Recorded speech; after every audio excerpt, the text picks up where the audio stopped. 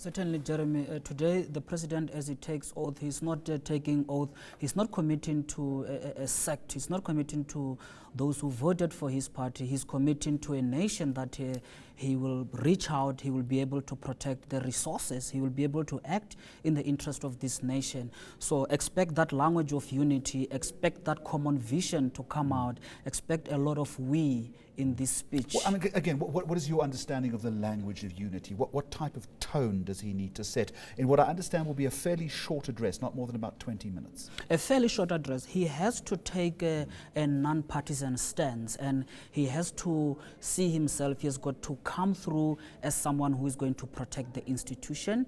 He has got to come out as someone who, even if his parties might threaten institution, his political party, he will stand up and protect those institutions.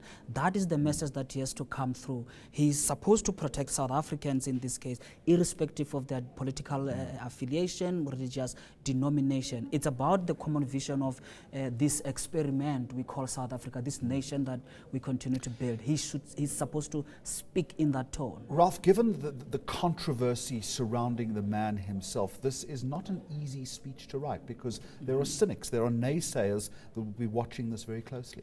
It's not an easy speech, Jeremy. I mean, unfortunately, we have a scandal that has actually lived from the previous term.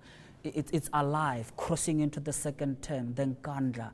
And in his commitment, in his inaugural speech in the previous, when he took the first term, he explicitly talks about building institutions with integrity and holding ourselves to the highest level.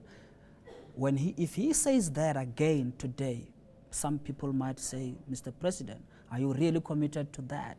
Because as much as you have this grand vision that is going to be outlined, there are specific details. Protecting certain institutions, constitutional institutions, ensuring a free space for the media. You can actually pin him down to some of the commitments he has made that you might have erred on this, or you are quite ambivalent on some of those commitments. Notwithstanding what you've just said, Ralph, and all the difficulties that have come before him, is this also an opportunity to clean slate it, maybe to make that fresh start? Are we, as a nation, prepared to give him that chance to do so? I think that opportunity exists, Jeremy, if he pushes more about the national interest instead of party loyalty network. I'm presuming he won't be seeking further re-election within the party. He doesn't have to play politics as much as he did in the first term, where sometimes he had to harbor some of non-performing ministers because maybe they sustain his hold on the party. He doesn't need that anymore. That, I think, gives him an opportunity to focus much on delivering for South Africans and trying to build or consolidate the legacy that he has said. Some will say there isn't much to consolidate.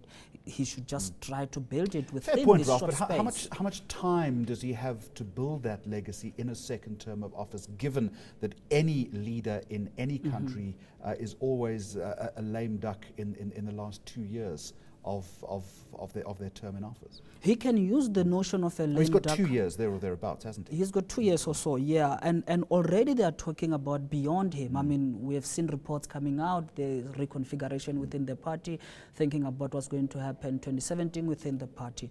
But that, for me, also saves him from having to pay much attention to those things. Know more about your world. eNCA.com